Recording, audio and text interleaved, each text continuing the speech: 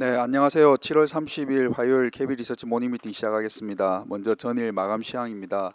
임정은 연구원입니다. 네, 안녕하세요. 시황팀 임정은입니다. 전일 증시 동향 정리하겠습니다. 어제 국내 증시는 외국인과 기관의 동반 순매수 속에 실적과 밸류어 모멘텀이 작용하면서 대부분의 업종이 상승했습니다. 특히 시총상위 대형주의 강세가 두드러진 가운데 양시장은 1%대 상승했고 코스닥은 800선을 회복했습니다. 다만 대형 이벤트를 앞두고 전반적으로는 관망세가 유지됐습니다. 장중 약 8천억 원에 달했던 외국인 코스피 선물 순매수세를 모두 반납하고 순매도로 전환하는 등 수급 변동성도 심화됐습니다. 삼성전자와 SK하이닉스가 2거래일 연속 상승 흐름을 이어가면서 지수 상승을 견인했습니다. 호실적과 더불어 밸류업 기대감이 더해진 금융주가 급등했고 사상 최대 분기 실적을 기록한 현대차를 비롯해 자동차주가 동반 강세를 보이면서 지수 상승을 뒷받침했습니다. 다음 해외 증시입니다. 빅테크 실적과 FOMC 등 대형 이벤트를 앞두고 관망세가 작용하면서 미증시는 보합권 혼조세로 마감했습니다. 다우지수와 반도체 지수는 소폭 하락했습니다. 이번 주 마이크로소프트와 메타, 애플, 아마존 등 M7 종목이 대거 실적을 발표합니다. 2분기 실적 우려와 기술주의 약세 흐름 전환 여부에 관심이 모이고 있습니다. 또한 FOMC를 앞두고 9월 인하 기대가 여전히 100% 수준을 유지하는 가운데 파월의 금리 인하 시그널에 따라 증시 방향이 결정될 것으로 전망되고 있습니다. 한편 모건 스탠리가 자동차 업종의 최선호주로 기존의 포드 대신 테슬라를 선정했습니다. 테슬라가 5% 넘게 급등했고 전기차주가 일제히 강세를 보였습니다. 중국 증시는 당 정치국 회의를 앞두고 혼조세를 보였고 유럽 증시는 FOMC와 BOE 그리고 기업 실적을 앞두고 주요국이 약세로 마감했습니다. 반면 영국 증시는 지난 6월 이후 최고치를 기록했습니다. 다음 관전 포인트입니다. 이번 주 빅테크 실적과 고용지표, FOMC 등 증시 변동성을 높일 변수들로 관망 심리가 우세한 상황입니다. 국내도 제한적 등락이 예상됩니다. 한편 트럼프는 비트코인 2024 컨퍼런스에 참석해 가상화폐 산업에 대한 지지 의사를 표명했습니다.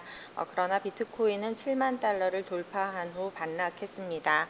국내는 오늘 에코프로 실적 발표도 예정되어 있습니다. 테슬라 급등 효과와 더불어 2차전지 투심 개선에 기여할 수 있을지 관심을 가져야겠습니다. 이상입니다. 네, 오늘 첫 번째 발표 자료는 크레딧 채권 시장에 관한 내용입니다. 정영주 연구원입니다. 크레딧 주간 자료 전달드리겠습니다.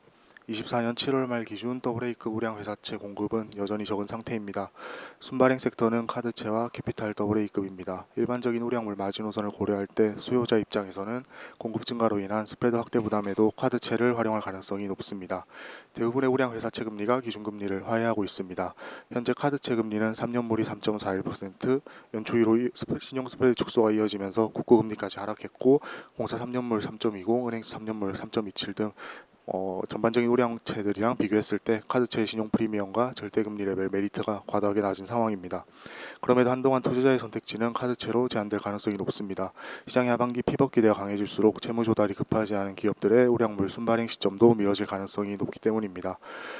우량물의 공급 부진이 카드채 소요로 이어졌다면 하반기 우량회사채 순발행 전환 전까지 카드채 스프레드 확대는 제한적일 것입니다. 향후 우량회사채 공급이 재개되면 개별 카드사 이자 비용이 스프레드 확대 요인으로 작용할 전망입니다. 카드업 전반에 걸쳐서 고정이하 여신 비율, 1개월 이상 연체 채권 비율은 증가하고 있으나 평균 유동성 비율과 즉시가용 유동성 비율 등을 감안했을 때 1년 이내 유동성 이슈 발생 가능성은 낮습니다. 자세한 내용은 보고서 참고 부탁드립니다. 우량 채권의 공급이 제한적인 가운데 카드채와 캐피탈 AA급 채권도 지금 상대적으로 이제 강세를 보이고 있습니다. 그리고 NPL 이제 부실 채권 섹터의 이제 수익률이 지금 선전을 이제 하고 있는데요. 다수 섹터에서 신용 프리미엄 즉 크레딧 스프레드가 감소, 상대적으로 이제 강세를 보였지만은 건설 섹터는 좀 상대적으로 약세를 보였다는 내용입니다. 자세한 내용은 레포트 참고 부탁드리겠습니다. 네, 다음은 해외 채권에 관한 내용입니다. 박준우 연구원입니다. 네, 이번 주 미국 채권 시장 이벤트가 많아서 간단하게 요점만 정리드리겠습니다. 우선 이번 주 금요일 날 고용 지표가 발표될 예정입니다. 지난주 2분기 성장률은 굉장히 좋았는데 향후 경기 방향성은 이번 주 고용이 결정을 합니다. 중요한 숫자는 3개월 평균 기준 18만 명을 보시면 될 것 같고, 그것보다 지속적으로 하회하면 점차 경기는 소프트 랜딩 시나리오를 반영할 것으로 보고 있습니다. 그래서 이번 주 고용 지표는 3개월 평균 18만 명을 좀 관심 있게 보시면 좋을 것 같고, 이번 주 7월 FOMC가 예정이 되어 있습니다. 이번 7월 FOMC에서는 성명서의 변화가 예상되는데, 기존 성명서에는 인플레이션이 여전히 높다라고 평가를 하고 있는데, 이 부분 변화가 예상이 됩니다. 이 부분이 조금 더 톤다운 된다라고 하면 시장은 9월 인하 시그널로 받아들일 것으로 보고 있습니다. 지금 시장의 관심은 연내 인하 횟수입니다. 저희는 2번 인하 전망을 하고 있는데, 시장의 프라이싱은 이미 2번에서 3번으로 넘어가고 있는 상황입니다. 그럼 이제 3번 인하 프라이싱이 과도하냐라고 봤을 때 그렇진 않다고 생각합니다. 왜냐하면 과거 사이클을 돌이켜보면 연속 인하 혹은 50bp B컷 인하가 굉장히 일반적이었기 때문에 첫 인하 전까지는 시장의 3회 인하 프라이싱이 가능하다고 보고 있고, 현재 저희의 금리 하락 전망에 부합하는 내용입니다. 이번 주에 또 재무부의 국채 발행 계획이 있습니다. 어제는 규모가 발표됐고 31일에는 만기별 국채 발행 계획이 발표될 텐데, 쿠폰, 그러니까 이표채라고도 하고 2년물 이상의 채권들을 의미를 하는데, 쿠폰의 발행 규모 자체는 큰 변화가 없을 예정입니다. 그 이유는 크게 3가지로 구분을 했는데, 그 부분은 본문을 참고해 주시면 좋을 것 같고요. 또 대선 이벤트도 좀 업데이트를 해보자면, 최근에 카멀라 해리스의 급부상이 조금 이슈를 받고 있습니다. 기존의 트럼프와 공화당 수입 시에는 금리 상승 요인으로 말씀을 드려왔었고, 그런 부분이 좀 되돌려진다라고 하면 최근에 해리스의 약진은 금리 하락 요인이라고 보시는 게 맞을 것 같고요. 최근 저희 전망과 전략은 미국 10년물 금리가 4% 정도까지 하락할 수 있다는 전망을 기본적으로 유지를 하고 있습니다. 자세한 전망과 전략은 보고서 참조 부탁드리겠습니다. 네, 미국 채권 시장에 이벤트가 많이 있는데요. 그 중에서 이제 7월 FOMC 시장이 주목을 받고 있습니다. 지금 시장의 컨센서스는 연내 2회에서 3회로 이제 이동을 이제 하고 있고요. 뭐 KB증권은 시장이 이런 기대가 크게 무리는 아니다라고 이제 판단하고 있습니다. 과거 인하 사이클에서도 연속 인하 및 50bp 인하가 단행된 경우가 있기 때문입니다. KB증권은 9월 FOMC 전까지는 시장의 인하 기대로 미국 금리가 좀 소폭 하락할 것이다라는 의견을 유지합니다. 다음은 산업 및 기업 분석 순서입니다. 먼저 HDC 현대산업개발에 관한 자료입니다. 장문준 연구원입니다. 네, HDC 현산 리뷰와 목표주가 상향 자료를 작성했습니다. 투자의견 바이 목표주가 33,000원으로 상향을 하고요. 저희 최선호주로 계속 말씀을 드리도록 하겠습니다. 서울의 자체 사업 노출도가 높아서 저희가 이제 서울 부동산을 사는 가장 좋은 프락시라고 생각을 하고 있고요. 계속 좀 빠르게 올라오고 있습니다만 이 매수를 크게 밀어야 될 이유는 없다고 보고 있습니다. 이번 분기 실적은 시장 기대치 수준인데, 가장 중요한 부분은 주택 합산 매출 총이익률이 12.4%로 대형 사업 착공 전에 이미 원가율이 안정화되어 있다는 것이고, 대형 사업이 착공할 경우에 이익률이 빠르게 올라올 것이라고 볼 수 있는 첫 번째 근거가 되겠습니다.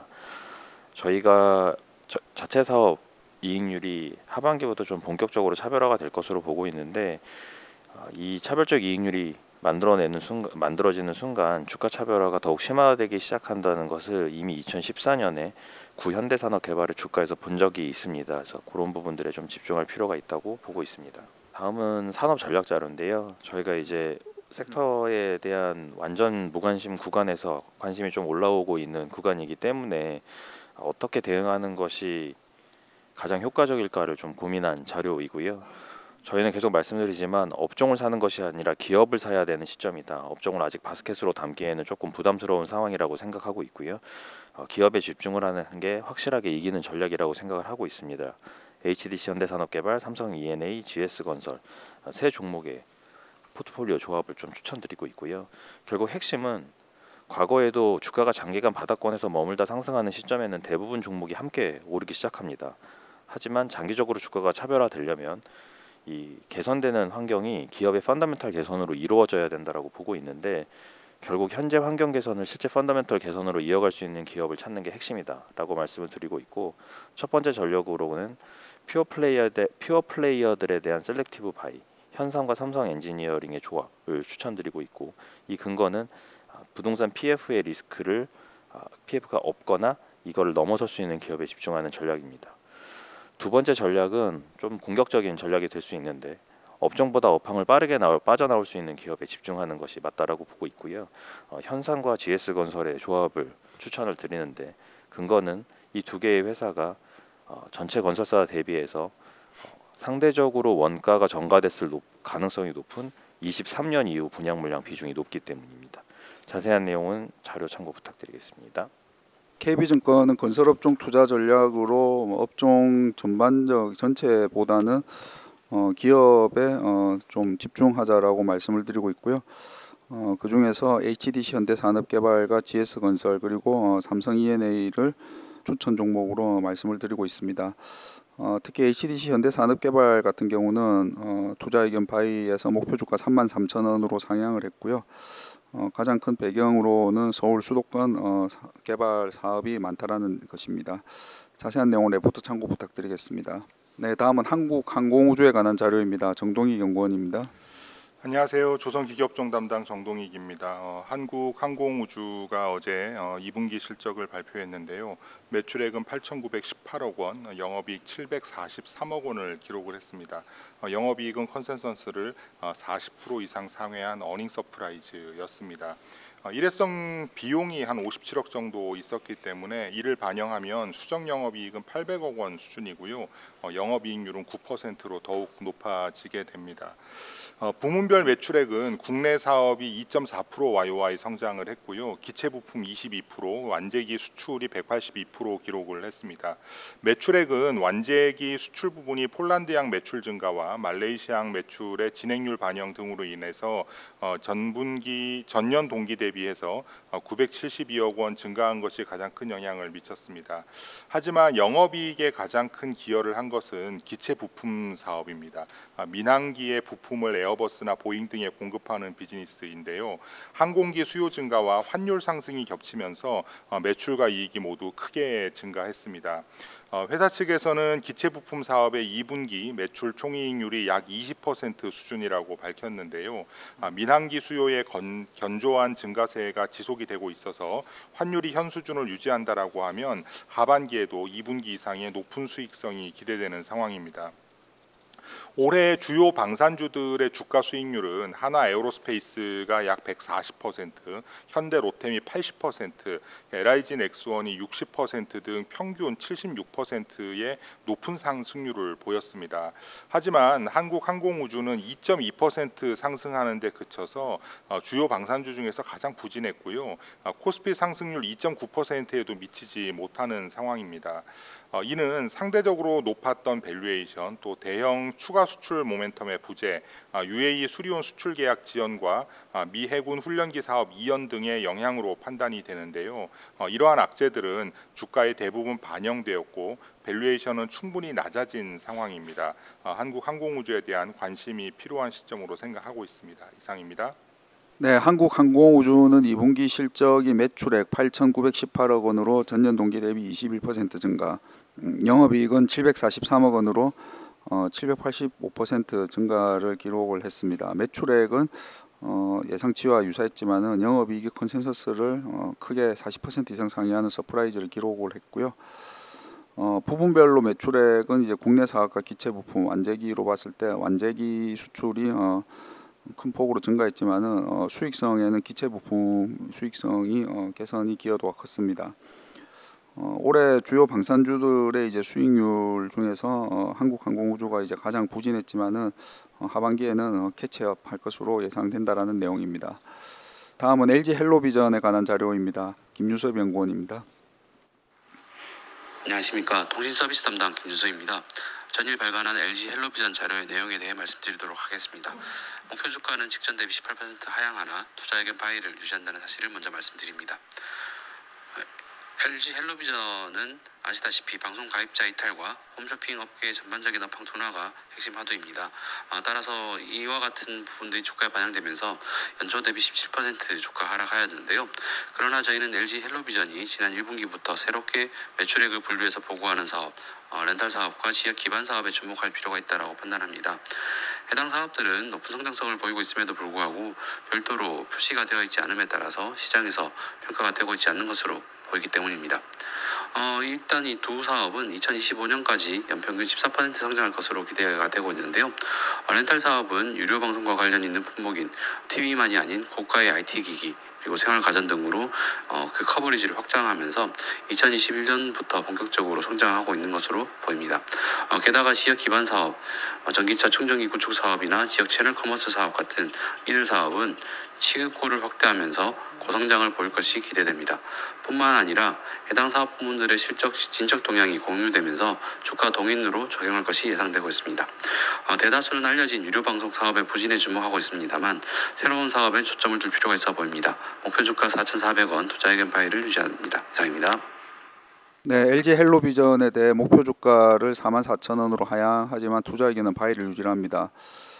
주가 하락의 주 배경은 방송 가입자 이탈과 홈쇼핑 업계 업황 둔화 등이 배경으로 보여지는데요. LG 헬로비전의 투자 포인트로 지금 반영되지 않은 신규 사업인 렌털 및 지역 커뮤니티 사업에 주목해야 된다라고 판단을 하고 있습니다. 지금까지 이 부분은 자비익으로 분류가 됐지만은 1분기부터는 별도로 분류를 해서 향후 주가의 상승 촉매제로 작용할 것을 기대한다라는 내용입니다. 다음은 해외 기업입니다. 먼저 테슬라에 관한 자료이고요. 김세한 연구원입니다.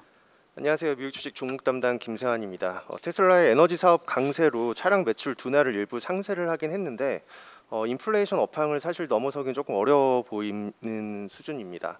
먼저 이제 주요 포인트를 몇 가지 좀 살펴보면 가격 할인에도 판매 대수 감소로 마진 압박이 여전히 이어지고 있고 신규 출시 차량에 대한 언급이 이번에는 없었습니다. 그리고 로보택시의 발표도 10월로 연기가 됐습니다. 또한 트럼프 리스크인 관세 부담으로 멕시코 기가팩토리 건설 계획도 보류가 됐습니다. 다만 사이버 트럭의 판매는 호조세를 조금 보였습니다. 하지만 이로 인한 현금 흐름은 2025년부터 긍정적일 것으로 테슬라는 현재 예측을 하고 있습니다. 주가적인 부분을 좀 살펴보면 일단 영업 마진은 8.7%로 고점 대비는 10.5%포인트 감소했고요. 12개월 선의 ROE 같은 경우는 12.2%로 감소 추세를 기록을 하고 있습니다. 반면 주가 멀티플은 여전히 한 78.3배 정도로 동종 업종과 시장보다 높고 장기익 성장성을 반영한 주가도 저는 상대적으로 높아서 운용 비중 축소를 권고를 드립니다. 이번 실적을 간단하게 조금 정리를 해보면 일단 매출은 2.3% 증가했고 주당 순이익은 2.8% 감소했습니다. 차량 판매 부분을 보면 전기차 매출이 전년 동기 대비는 9.3% 감소했는데 분기 판매량이 44만 4천 대로 전년 동기는 4.7% 감소했습니다. 가격이 계속적으로 이제 마진이 하락하고 있는 요인이 가격이 감소하고 있는 부분인데요. 모델 Y의 평균 가격은 6.8% 그리고 전체 차량 판매 가격은 5% 정도 감소를 했습니다. 다만 이제 이번 실적에서 이제 주요하게 조금 봐야 될 점이 에너지 부분 사업이 지금 굉장히 조금 가파르게 성장이 나타나고 있다라는 점입니다. 에너지 생산 및 저장 및 관련 매출이 30억 달러 정도로 전체 매출의 아직은 12%지만 매출 비중이 빠르게 증가를 하고 있고요. 전년 동기 대비는 99.7% 정도 증가를 했습니다. 자세한 내용 리포트를 참고해 주시기 바랍니다. 테슬라에 대해서 비중 축소 권고를 유지를 합니다. 배경으로는 네 가지인데요. 첫 번째는 이제 가격 할인으로 판매 마진이 지금 감소를 하고 있고요. 두 번째는 관심이 가져지고 있는 로보택시 발표가 10월로 연기됐습니다. 그리고 세 번째는 이제 관세 이제 우려와 그리고 멕시코 기가팩토리 건설 계획이 보류됐습니다. 네 번째로는 사이버 트럭 판매는 지금 보조를 보이고 있지만 현금 흐름의 양의 현금 흐름을 보이는 것은 2025년부터로 예상을 이제 하고 있습니다. 동종 업종 및 시장보다 밸류에이션도 좀 비싸다라고 이제 판단을 하고 있습니다. 다음은 치폴레 멕시칸 그릴에 관한 자료입니다. 유종호 연구원입니다. 안녕하세요. 미국 기업 분석 담당 유종입니다.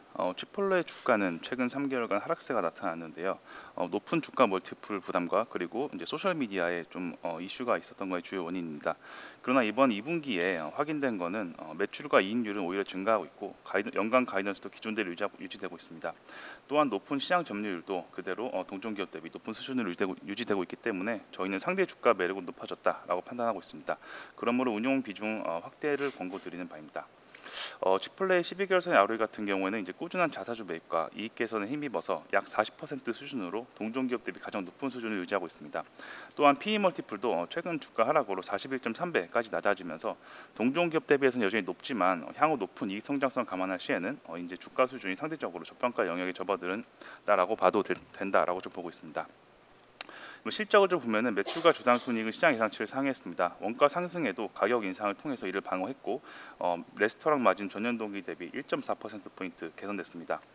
매장 같은 경우도 이번 분기에 신규 매장 약 53개를 오픈하면서 전체 매장 수는 3,500개를 달성했고요. 올해 가이던스를 보면은 연간 가이던스를 기존대로 유지했습니다. 동일 매장 매출은 최대 9% 정도 성장할 것으로 발표했고 올해 신규 매장을 최대 315개 정도 오픈할 것으로 언급했습니다. 3분기에는 레스토랑 이익률이 약 25%로 소폭 감소할 것으로 보이지만 이는 일시적인 것이고 그리고 여전히 동종기업 대비 높은 수준을 유지할 것으로 좀 보고 있습니다. 또한 하반기에 한정 메뉴 출시랑 그리고 업무 자동화를 위한 로봇 또한 도입을 앞두고 있어서 다방면으로 이제 가격 인상이랑 이제 마진 방어가 좀 예상되는 바입니다. 자세한 내용 리포트 참조해 주신 감사드리겠습니다. 네, 치폴레의 주가는 멀티플 부담과 매장별 다른 음식량 등이 이제 SNS에서 논란이 되면서 3개월 정도 지금 하락을 보이고 있고요. 다만 이제 2분기 매출과 이익률은 증가했고 올해 가이던스도 기존대로 유지를 했습니다.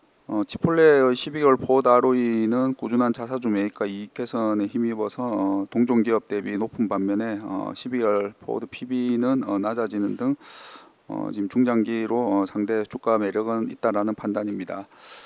네, 오늘 마지막 자료입니다. 중국 기업 닝더스타의 CATL에 관한 자료이고요. 강효주 연구원입니다. 안녕하세요. 아시아기업 분석 담당 강효주입니다. 어제부터 중국의 본격적인 2분기 실적 발표 기간이 시작이 되었습니다. 그 첫 번째가 CATL이 될 수 있을 것 같고요. CATL 2분기 실적 매출액은 배터리 가격 하락으로 감소를 하는 건 너무 당연히 예상을 하던 부분이지만 순이익이 전년 대비 13% 증가하면서 컨센서스를 크게 좀 상회하는 실적을 보였습니다. 이것 때문에 실적이 굉장히 잘 나온 게 아니냐 착각하시는 분들이 있지만 사실 이거는 정부의 보조금 때문이라고 파악이 되고요. 상반기에 수령한 정부 보조금은 전년 대비 거의 3배가 가까이 늘어났기 때문에 오히려 정부 보조금을 제외하고 나면은 상반기 순이익은 전년 대비 2% 감소하는 수준으로 떨어지게 될 것 같습니다. 하반기에는 펀더멘털이 좀 개선될 수 있는 요인은 분명히 있습니다. 마진율이 높은 신제품 출고량이 늘어나면서 이 출고가 하락을 상쇄할 수 있을 거라고 보이기 때문인데요. 올해 4월에 LFP 배터리 새로운 신제품 센싱 플러스를 출시를 했고요. 하반기에는 NCM 신제품 7인을 출시한 예정입니다. 이미 탑재될 차량과 계약이 다 맺어져 있는 상황이기 때문에 점유율의 추가 확대가 좀 확실히 기대가 되는 상황이고요. 여기에 ESS용에서 굉장히 빠르게 비중을 치고 나가고 있는 것이 긍정적입니다. ESS 같은 경우에는 GPM이 전기차용보다 높아서 전체적인 마진 개선에 확실히 도움이 되는데 여기에 얼마 전에는 대형 ESS의 시스템인 테너도 출시한 상황입니다. 글로벌리 대형 ESS의 수요 확장 국면을 감안을 하면 분명히 ESS 분야의 QP 동시박이 기대되는 것은 사실입니다. 다만 주가가 측면에서는 아무리 역사적 하단 수준에서 거래되고 있지만 CATL이 향후 전략이 해외 진출에 있기 때문에 유럽이나 미국의 중국 기업 규제 정책에 대한 불확실성 해소가 선행이 되어야 될 것이고요. 그리고 유럽의 전기차 시장 회복이 먼저 되어야 될 것으로 멀티플 회복이 가능할 것으로 보입니다. 이상입니다. 네, CATL의 2분기 매출액은 870억 위안으로 전년 동기비 13% 감소, 그리고 순이익은 123.6억 위안으로 13.4% 증가를 하면서 순이익 기준으로는 컨센서스를 상회를 했습니다. 다만 이는 정부의 보조금으로 판단이 되고요. 주가는 역사적 하단 수준에서 지금 거래가 되고 있는데 멀티플 회복을 위해서는 유럽과 미국의 중국 기업 규제가 좀 해소가 돼야 될 것 같고요. 수요 측면에서 유럽 전기차 시장 회복 선행이 필요할 것으로 판단된다라는 내용입니다. 네, 이상으로 7월 30일 화요일 KB 리서치 모닝 미팅 마치도록 하겠습니다. 감사합니다.